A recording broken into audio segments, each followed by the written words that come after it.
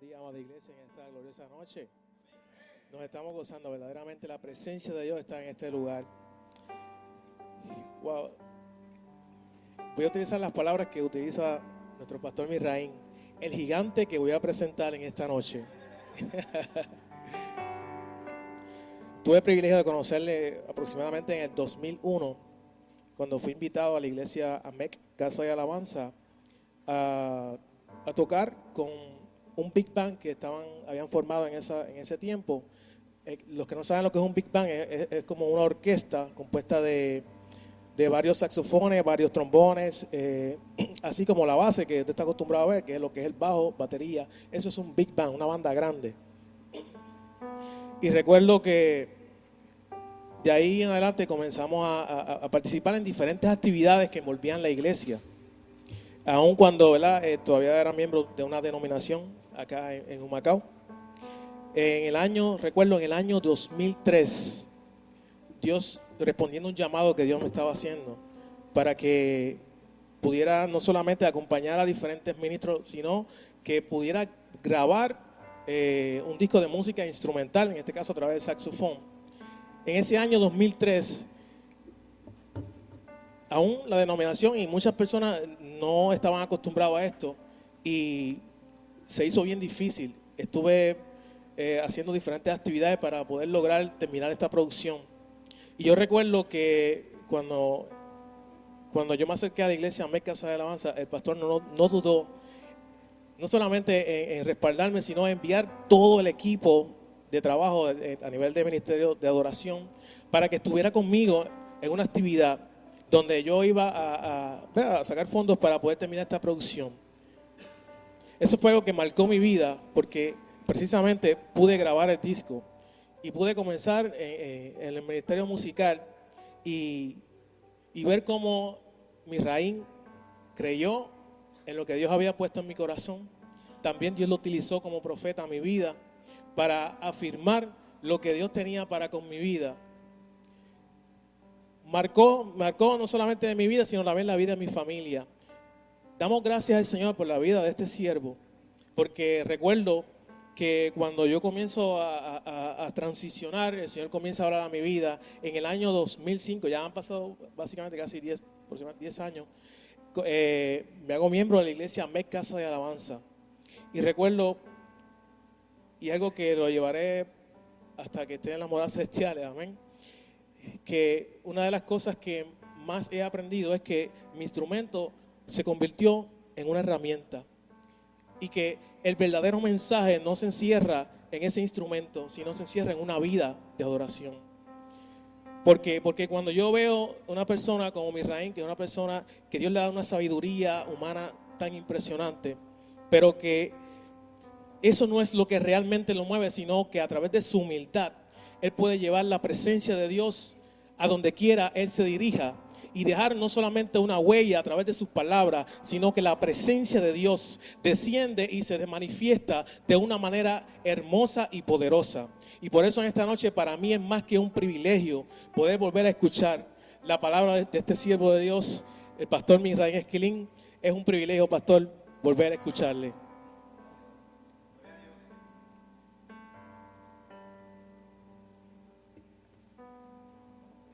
Bendigo el nombre del Señor que me permite estar aquí esta noche y tengo que decirles que Misraín no pudo venir, me mandó a mí. Estamos aquí tratando de batear de pinch hitter para ver cómo podemos llenar los zapatos de ese hombre que él describió, que yo creo que no existe.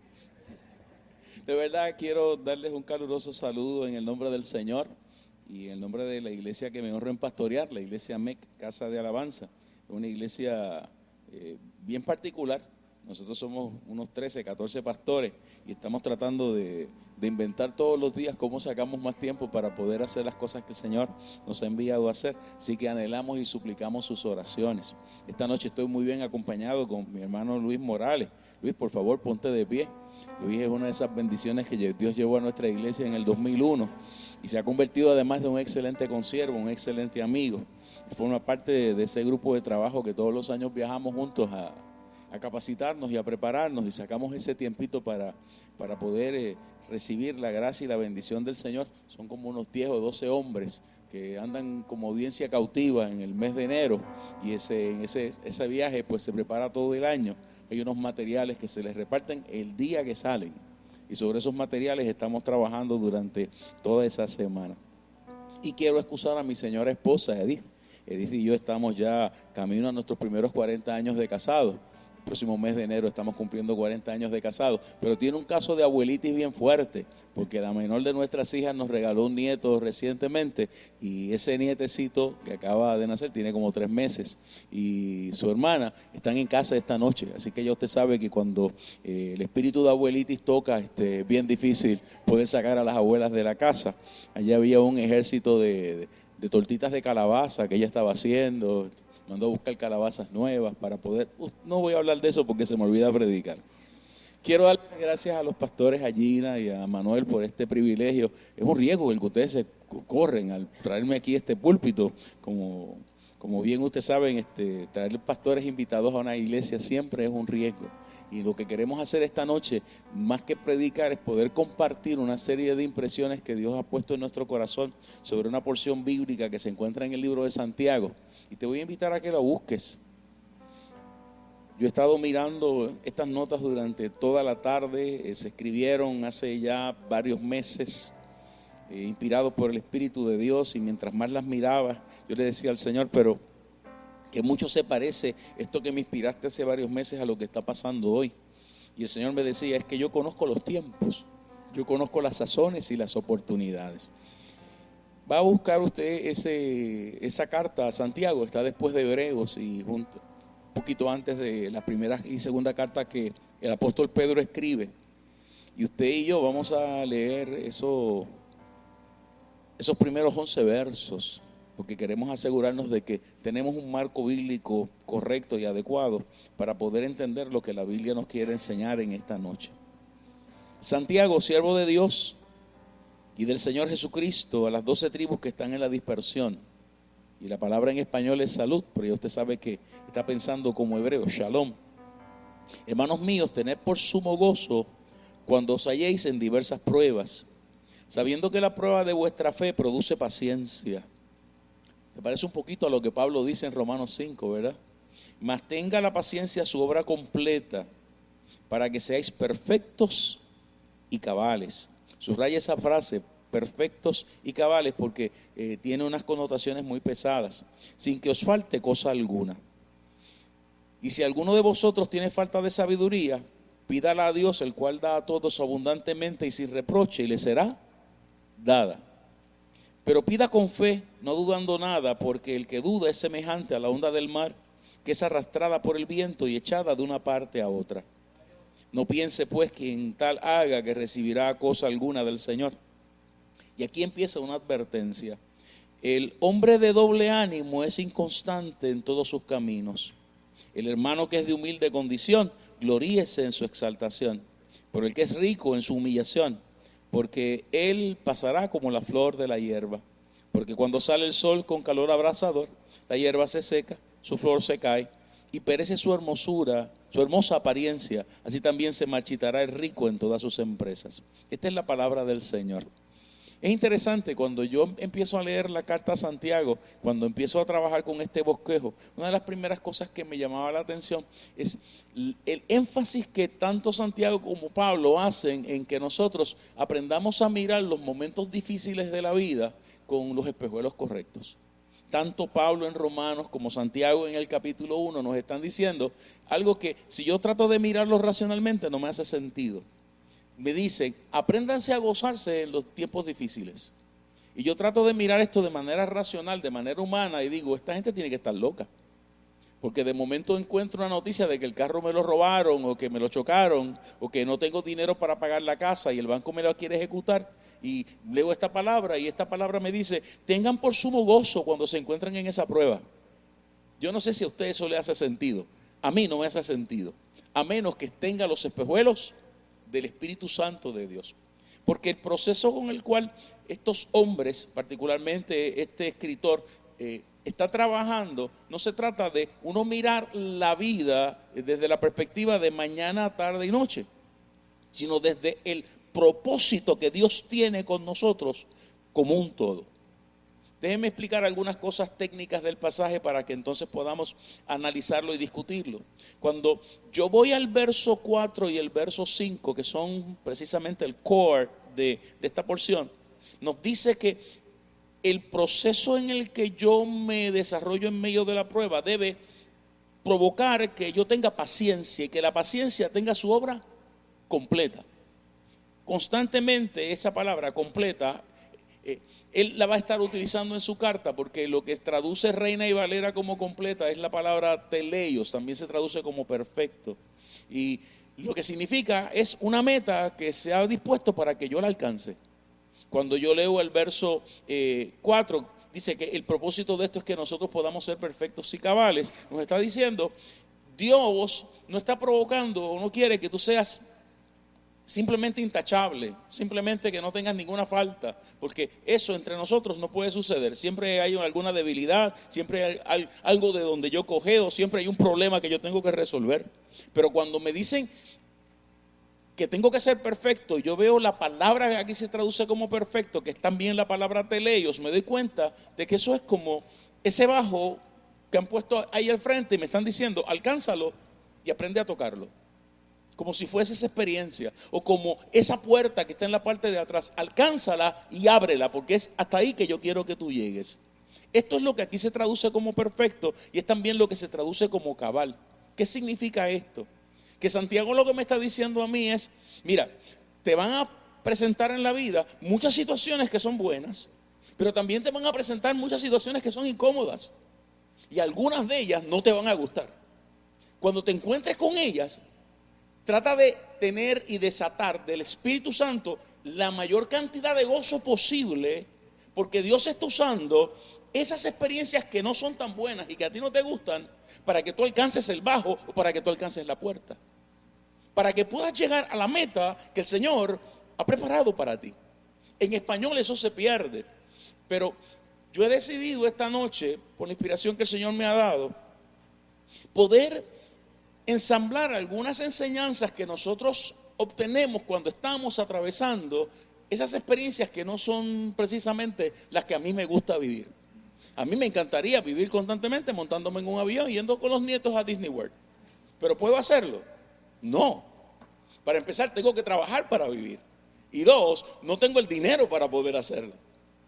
A mí me encantaría vivir sin tener que ver los médicos, sin tener que usar medicinas y sin tener que trabajar con algunas condiciones que por el tear and wear, ya usted sabe, uno se va poniendo viejo y uno se va gastando y hay unas cosas que van pasando. Pero ¿puedo evitarlo? No. Esas son las cosas sencillas. De buenas a primeras, hay cosas que todavía son más complicadas. Yo no quiero tener que ver a mi papá sufrir 5 operaciones en 45 días. Tuvimos que verlo. A mí eso no me gusta. Pero Dios lo puso en el programa. Yo no quiero tener que trabajar con una vértebra rota y un disco que está partido y una masa haciendo presión posterolateral en el área derecha de la espina dorsal entre el E5 y S1. Eso causa un dolor que es como si a uno le estuviesen enterrando cuchillas ahí dentro. Yo no quiero vivir eso, pero Dios lo puso en el recetario y tengo que vivirlo. Y Santiago me dice, tienes 2 opciones.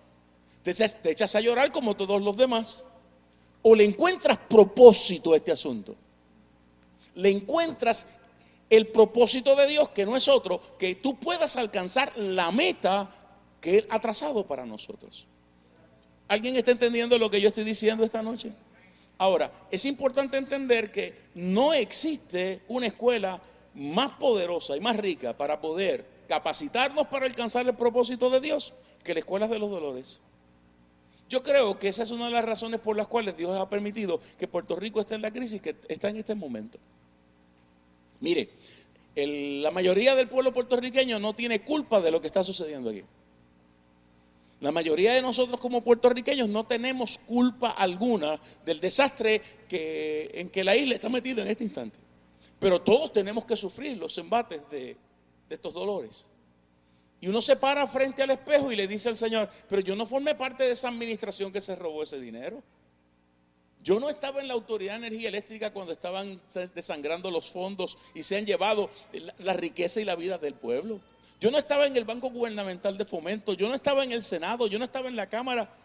Señor, ¿por qué yo tengo que pasar los dolores que han sido provocados por otros? Y Santiago te dice esta noche, porque esa es la escuelita que Dios ha utilizado para perfeccionarte, capacitarte y poder conseguir que tú alcances la meta que Dios ha preparado para ti. ¿Lo crees? Si te atreves, dile a la persona que está a tu lado, Dios ha preparado una meta para ti. Pero dilo con convicción, Dios ha preparado una meta para ti. ¿Alguien se atreve a levantar una mano al cielo y decir, Dios ha preparado una meta para mí? Ahora, si no trajo una Biblia, le va a hacer falta estar al lado de alguien que tenga una Biblia, porque vamos a caminar en la palabra del Señor. Decimos en Canóvanas que siempre los recién convertidos son buenos en esto, porque la gente recién convertida siempre anda con una Biblia en sus manos. Lo primero que te tengo que decir en esta noche es que los dolores son buenos porque de muchas maneras Dios los puede utilizar para protegernos a nosotros de nosotros mismos. Los usa el Señor para enseñarnos a protegernos de nosotros mismos. No me lo inventé. Ve a la Biblia. Mira 2 de Corintios capítulo 12. 2 de Corintios capítulo 12. Esta es una carta que el apóstol Pablo escribe. Es la segunda de la colección de cartas que él le escribe a la iglesia que está en Corinto. Y después que tuvo un exabrupto fuerte en los capítulos anteriores, en el capítulo 12 empieza a pedir algunas disculpas porque dijo cosas que no debía decir. Sí. Y en el verso 7 abre su bocota y dice, lo voy a leer primero en español y después le voy a leer la versión puertorriqueña para que le haga sentido. Y para que la grandeza de las revelaciones no me exaltase desmedidamente, me fue dado un aguijón en mi carne, un mensajero de Satanás, que me abofetee para que no me enaltezca sobremanera. Respecto a lo cual 3 veces he rogado al Señor que lo quite de mí, y me ha dicho, bástate mi gracia, porque mi poder se perfecciona en la debilidad. Por tanto, de buena gana me gloriaré más bien en mis debilidades para que repose sobre mí el poder de Cristo. Por lo cual, por amor a Cristo, me gozo en las debilidades, en afrentas, en necesidades, en persecuciones, en angustia, porque cuando soy débil, subraya esa frase, debilidad aquí no es que está flojito espiritualmente, debilidad es la traducción del concepto asteneia, que significa que tiene enfermedades y dolores que él no puede manejar. Asteneia, eso es lo que se traduce constantemente donde quiera que vea la palabra debilidad en esta porción. Porque cuando soy débil, cuando estoy asténico, cuando se me van las fuerzas, cuando las enfermedades me han quitado aún lo último de energía que tengo, cuando yo soy débil, entonces soy fuerte. Versión puertorriqueña. Dios me ha dado muchas revelaciones. Me llevó al cielo, me trepó a ver las calles como de oro y el mar como de cristal. Me dijo a dónde es que la iglesia termina y me dieron una inspiración para escribir 13 cartas del Nuevo Testamento. Y eso se me estaba yendo a la cabeza. Estaba yo vestido casi de arrogancia y a Dios se le ocurrió que un Pablo arrogante no funcionaba. Así que me puso un dolorcito en el camino para que yo aterrizara, para que no se me fuera de las manos este asunto. Y para que yo lo pudiera entender bien, yo me puse a discutir con Dios y Dios me dijo, estás discutiendo equivocadamente. Porque tú piensas que es que el diablo te está bofeteando y soy yo el que estoy en el medio. Me estás pidiendo que te quite esto y yo no te lo voy a quitar.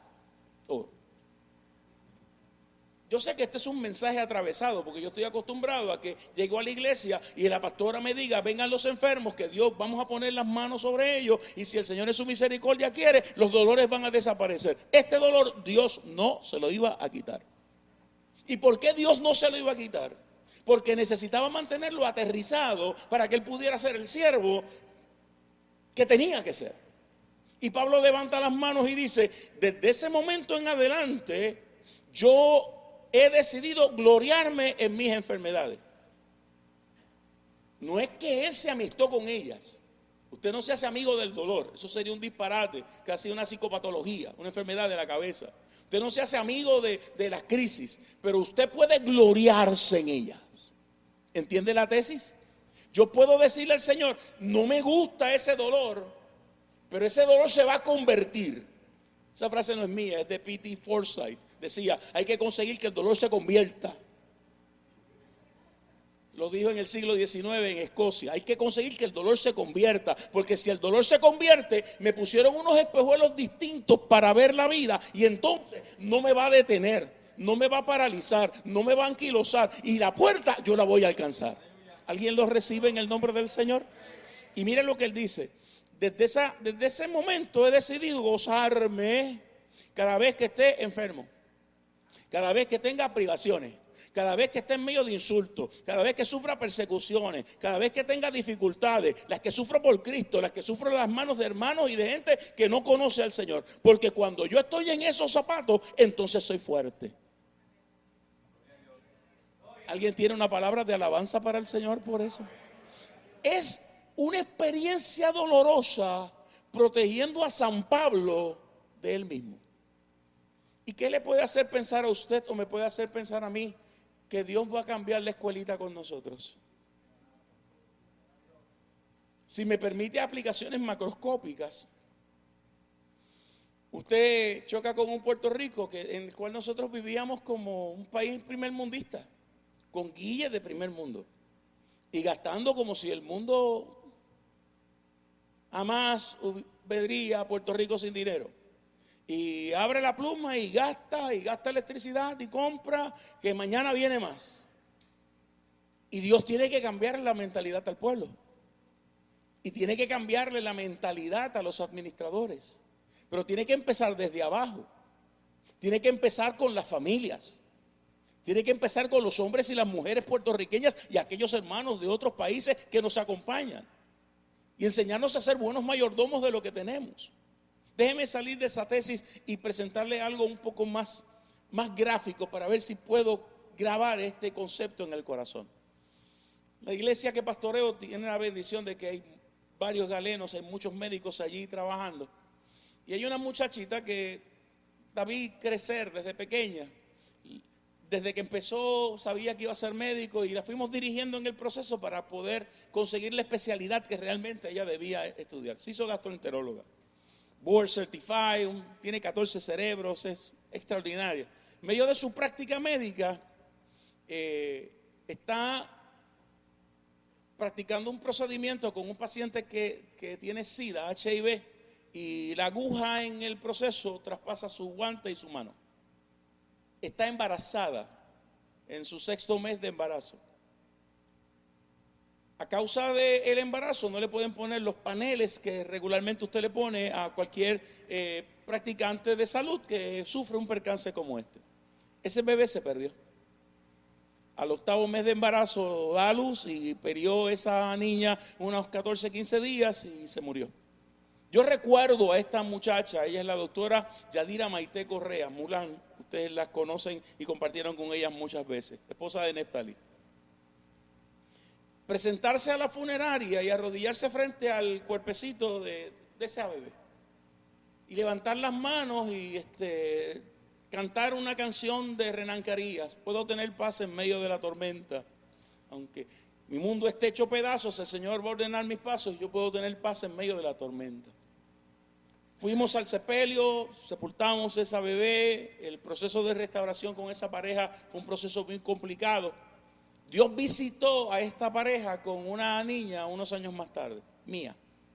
Mía tiene ya algunos 8 o 9 años. La experiencia con Mía es muy distinta a la experiencia con la otra bebé. Yo quiero que usted entienda que ningún hijo que nace sustituye al que se fue. Métase eso en la cabeza, no se sustituyen los hijos, son únicos.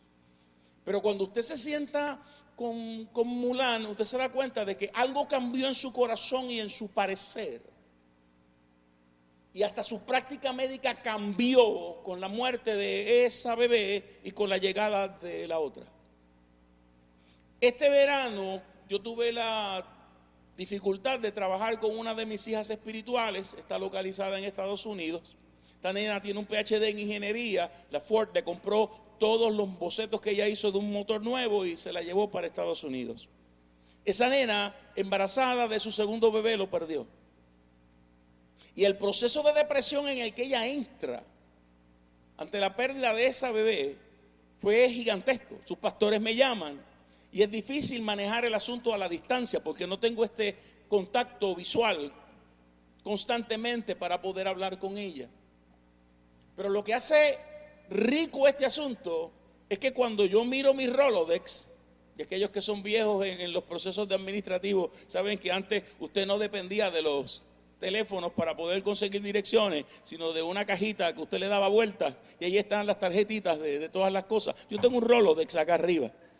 ¿A quién tengo yo en medio de estas discusiones que me puede ayudar? Con Silvet, que ha perdido su hija. Y levanto el teléfono y llamé a Mulán.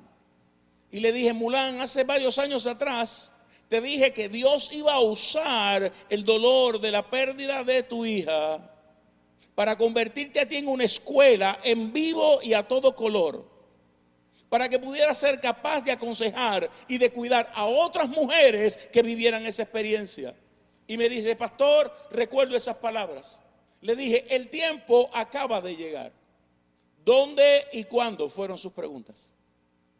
La muchacha está en la Florida, este es su teléfono, necesito que la llames y que tú te comuniques con ella y le hagas saber, no como médico, no como gastroenteróloga, no como especialista en medicina, como una madre que ha perdido un hijo.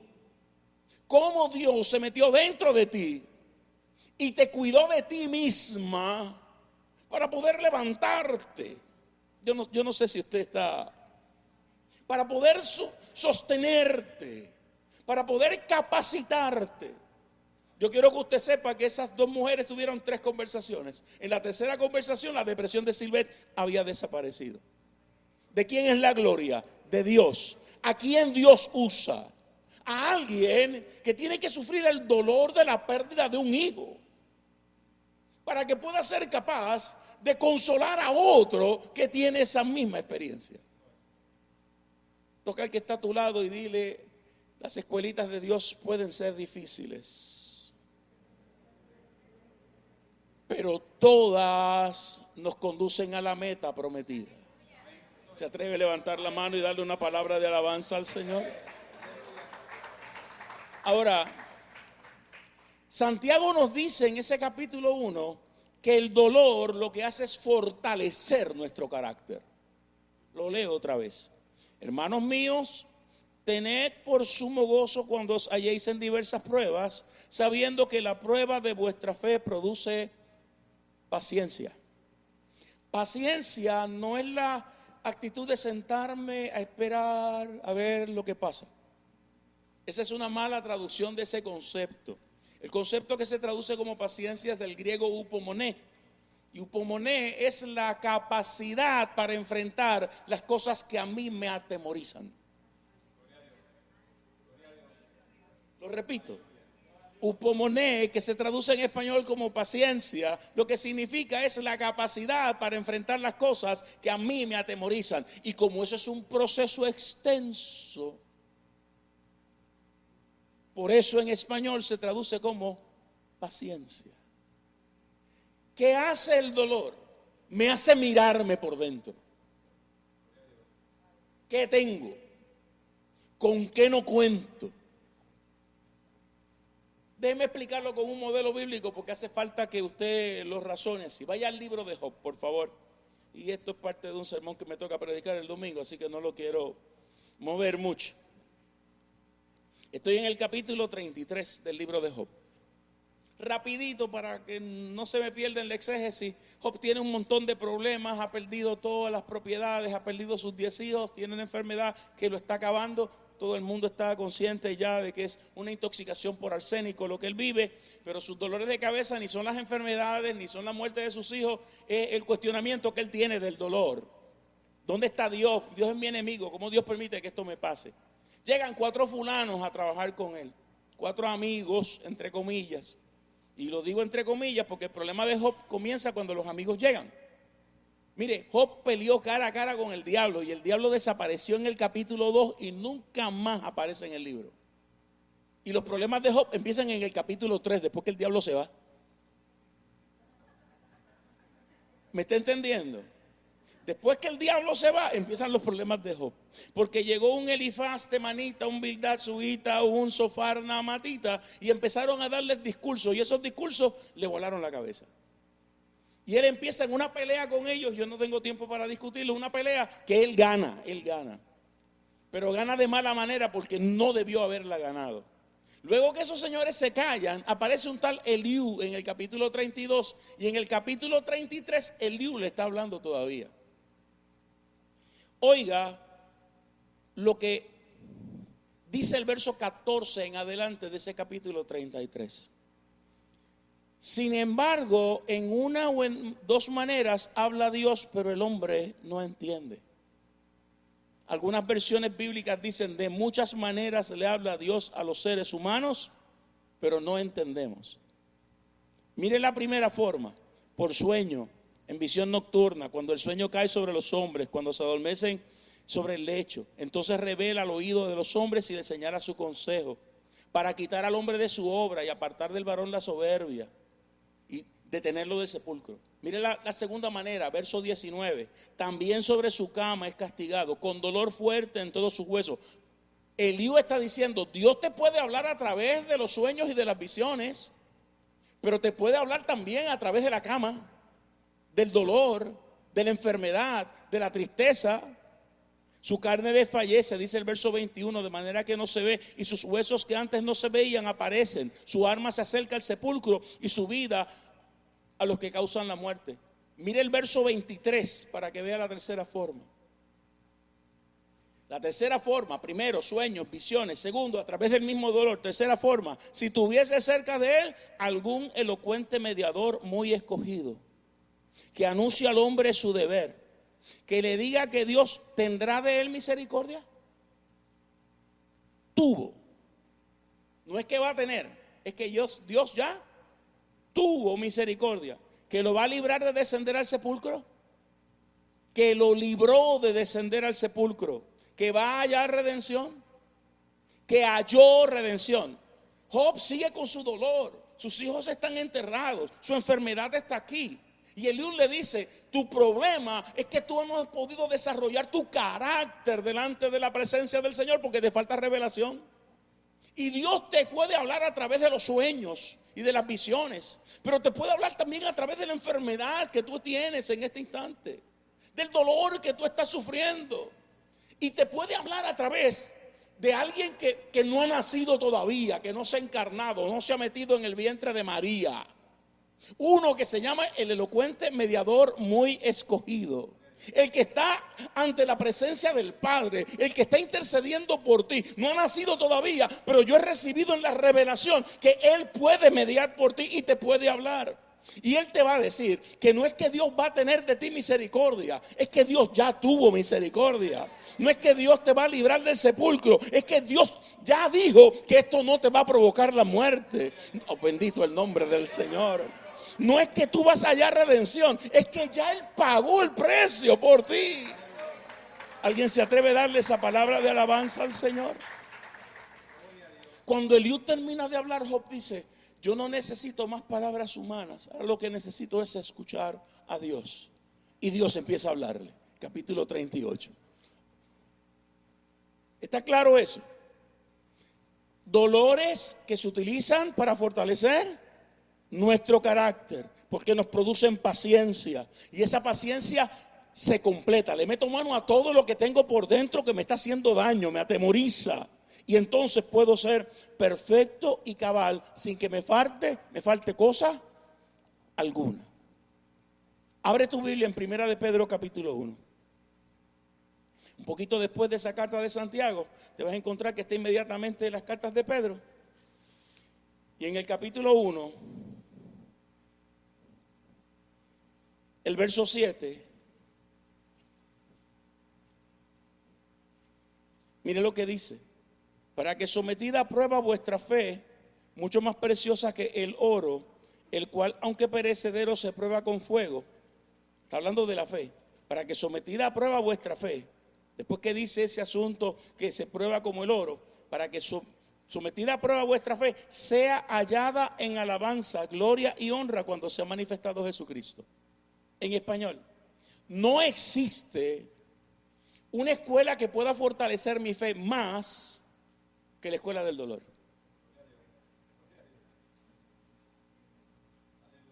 Déjeme bajarme para explicar esto, porque esto no es de una predicación, esto es de un diálogo. Nosotros tenemos la bendición, como le decía hace unos segundos, de tener en la casa muchos servidores en el área de la medicina. Ahora cuando llegó el verano, uno de los cirujanos de la casa, uno de los médicos más queridos, porque ese hombre vive sirviendo y ayudando a todo el mundo, se me acerca y me dice: tengo que contarte algo, pastor. ¿Qué te pasa, Manolo? Él responde al nombre del doctor Manuel Anguita. Ese fue el que operó a mi papá. Yo he operado un montón de gente en la iglesia. Eso es, si hay, opera, y si no hay, también opera. Es algo que usted solo puede entender por la gracia del Señor. Me dieron unos dolores de cuello, de garganta, me hicieron un MRI y todo salió bien, pero a alguien se le ocurrió hacerme un sonograma y me aparecieron unos nódulos en la tiroides. Y le dije: te fuiste a biopsiar. Voy a ir a biopsiar. Y te va a biopsiar Villamarzo, que es el mejor que tiene capacidad para biopsiar en Puerto Rico. Tiene la colección de aspiraciones por aguja más grande que existen en todo este hemisferio. Sus findings, sus diagnósticos son 99.9% seguros. Eso dice la academia. Lo voy a ver en su oficina en Dorado. Viene para acá, te biopsiaron. Sí, ¿qué te dijo Villamarzo? No le preocuparon los nódulos linfáticos que tenía al frente, le preocuparon unos nódulos que se veían atrás. No son avasculares, tienen un poquito de características de neoplasma. Esos son conceptos para decirme, hay un posible desarrollo de cáncer aquí dentro. Y yo lo miré y le dije: no te operes, tú no tienes nada ahí. Esto fue así. Me llamó a la semana y me dijo: pastor, estuve hablando con Villamarzo, y le dije: ¿tú estás preocupado? Sí, pastor, porque el problema es que uno sabe si tú conoces. Y ya viste las lecturas, y viste tus TSH, y viste tus THR, y viste tus muestras en radiología, y como tú sabes mucho, tú te quieres operar. Pastor, no hay problema, opérate. Pero no le está malo. ¿Cómo que me va a estar malo? Es tu cuerpo, es tu salud. Tú eres cirujano. ¿Cuántas tiroides tú has sacado en tu vida? Y me dice: perdí la cuenta. Opérate. Pero te voy a decir algo. Te van a operar y no van a encontrar nada ahí dentro. Y me dijo: sale y vale. Se fue a buscar entre toda la gente que existe en la academia quién lo va a operar. Y decide por uno de sus antiguos estudiantes, el doctor Méndez. Es ahora el jefe de cirugía de la Escuela de Medicina, especialista. Después que entrenó 5 años con Manuel, se fue a hacer especialidad en cuello y garganta allá en California, y se ha convertido en una estrella en ese asunto de operar tiroides. Opera en el centro médico y en el Presby, en el Ashford. Cuando va para sala de operación, miércoles me dice: quiero que me acompañes. ¿Cómo que no te voy a acompañar? Yo voy a estar allí antes que tú llegues. Y llego al hospital y aquello parecía un servicio evangélico. Ese pasillo estaba lleno de esquina a esquina de toda la gente que ama a Manolo y que quiere orar por él. Y empezamos a orar por él, y de momento escucho por los bejucos esos de bocina: pastor Esquilín, preséntese a sala de operaciones. Y cuando llego allí me encuentro con el doctor Méndez, que resulta ser que hace 40 años yo le di clases de matemáticas en el Colegio Bautista de Carolina. Y lo veo y me dice: maestro, y me abraza, y yo lo abrazo y le digo: te toca operar a Manolo. Me dice: es difícil operar al maestro. Pero dame las manos, que voy a orar por ti ahora. Y están todos sus residentes, y están gente que están esperando que él le explique otras operaciones, y le agarro las manos y le digo: Señor Jesús, aquí están las manos de tu hijo, el doctor Méndez, que va a operar al doctor Anguita y no va a encontrar nada. Porque tú estás usando la tiroides de Manuel para que Méndez se reconcilie contigo y regrese al evangelio. Y yo quiero oír su testimonio cuando termine esta operación. Y usted sabe, están todos los residentes cuadrados así, mirándose. La señora que está al lado me dice: yo nunca había visto esto. ¿Usted ora por todas las manos de la gente que va a operar? No, tampoco es así. Me llevó a sala, veo a Manolo que lo están preparando, y fui y me senté. Temprano en la mañana, a la 1:30, la llamada por los altoparlantes: pastor Esquilín, preséntese a sala de operaciones. Yo llego a sala de operaciones y llega él. Y me dice: le voy a dar el informe de la operación. Perfecto. ¿Te dio trabajo la tiroides? Se metió hacia el mediastino. Me dijo: no, la abrí y salió solita. ¿Perdió mucha sangre el paciente? No, pregúntale a los residentes, no perdió sangre. Las paratiroides, ¿las identificaste? Identificamos 3, las dejaste ahí, son importantes para el control de calcio. Las dejamos allí. Ok, háblame ahora del tejido. Encontré los nódulos linfáticos y de momento los vi tan recrecidos que pensé que había metástasis, pero cuando los abrí no vi nada en ellos, se mandaron a patología y todos dieron negativo. ¿Qué más viste ahí dentro? No tiene nada. ¿Qué yo te dije cuando te ungí las manos? Te dije que lo ibas a abrir y lo ibas a cerrar porque no tenía nada ahí dentro, porque ese hombre te vino a buscar a ti. Te espero en la iglesia. Y un lunes por la noche apareció en la iglesia. Y a Manuel fue quien lo presentó. Aquí acostumbramos a bendecir a los médicos que nos ayudan, y esta iglesia que quiere bendecir entra para que tu familia, que es la nueva familia en la iglesia, te vea. Temblaba como un papel. ¿Te acuerdas, Luis? Pero como un papel. Y le dijo a la gente, yo me miré esa mañana en el espejo y no me veía, me miraba las manos y no me las veía. No fui yo, fue Dios. Es Dios el que está en este asunto. Manuel baja la cabeza y me dice, Dios tiene sus maneras, pero de esta experiencia yo salgo con una fe fortalecida. ¿Usted entiende lo que yo estoy diciendo? Toque a alguien a su derecha, a su izquierda y dígale, no renuncies a tus problemas. No te quites. Permite que Dios fortalezca tu fe a través de estos dolores de cabeza. ¿Alguien se atreve a levantar tus manos y decirle gracias al Señor por los problemas que estamos viviendo? Génesis capítulo 50, y voy como entierro de pobre porque esto lo tengo que terminar esta noche. Génesis capítulo 50. Acostúmbrese siempre a traer Biblia a la iglesia. Esto es glorioso. En ese capítulo 50 vamos a ver el verso 20. ¿Lo tiene? Es el primer libro de la Biblia, es fácil de encontrar. Antes, cuando me criaba en el Evangelio, usted podía decirle a la gente hasta en la página que se encontraba, porque había pocas versiones bíblicas. Ahora hay tantas que es complicadito eso. El verso 20, ¿lo tiene? Léalo conmigo, ¿qué dice? Vosotros pensasteis mal contra mí, mas Dios lo encaminó a bien para hacer lo que vemos hoy, para mantener en vida a muchos. ¿Quién está hablando? José. ¿A quién le está hablando? A sus hermanos. ¿Qué es lo que él le está diciendo a sus hermanos? Ustedes se inventaron una zafra conmigo. Decidieron hacerme pedazos. No me mataron porque Rubén intercedió por mí. Me vendieron como esclavo. Yo he pasado N cantidad de años sirviendo y hasta en la cárcel. Y ustedes están pensando que todo esto a mí me ha hecho mal. Yo quiero que usted sepa que se equivocaron. Porque todos los dolores que yo sufrí en el camino, lo que hicieron fue prepararme a mí para servir mejor. Amén. Ponte la mano en el corazón y repítelo. Señor, tú vas a usar los dolores que enfrento.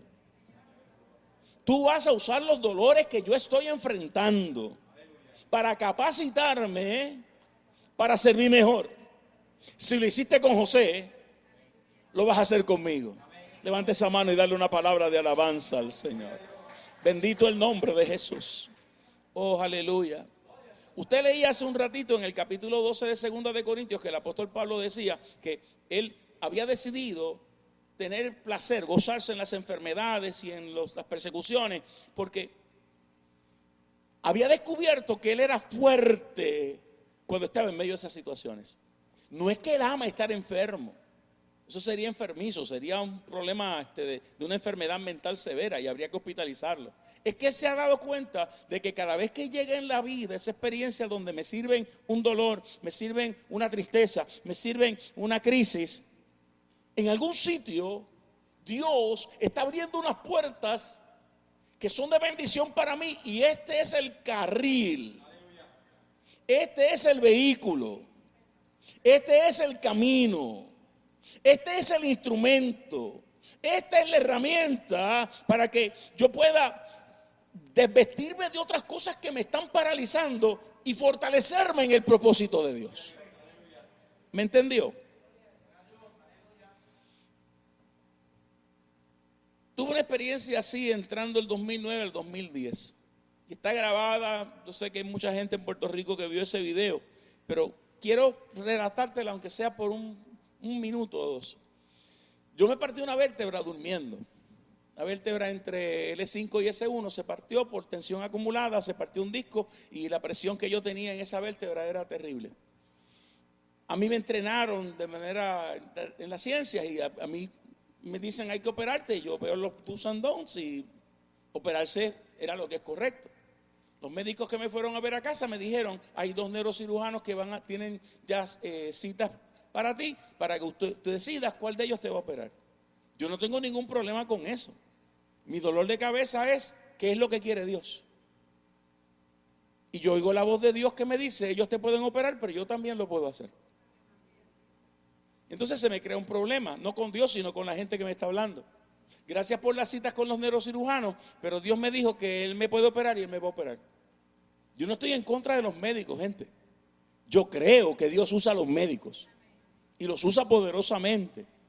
Pero en ese momento lo que estoy viendo no es ni siquiera mi enfermedad, es lo que Dios quiere hacer a través de ese dolor.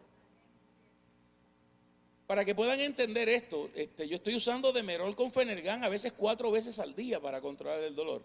Y no me da ni sueño, porque el aura de dolor que tengo encima es brutal. Durante este tiempo, para poder subir al altar, los ancianos me tienen que ayudar. Ustedes lo vieron. Y el caminar era dificilísimo.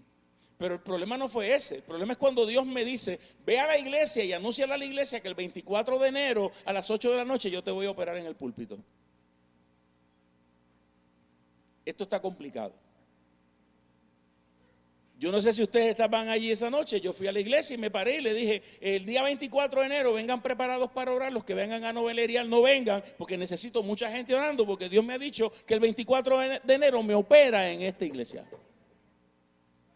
Y yo voy a venir con zapatillas para correr y pantalones deportivos porque yo necesito que Dios me sane.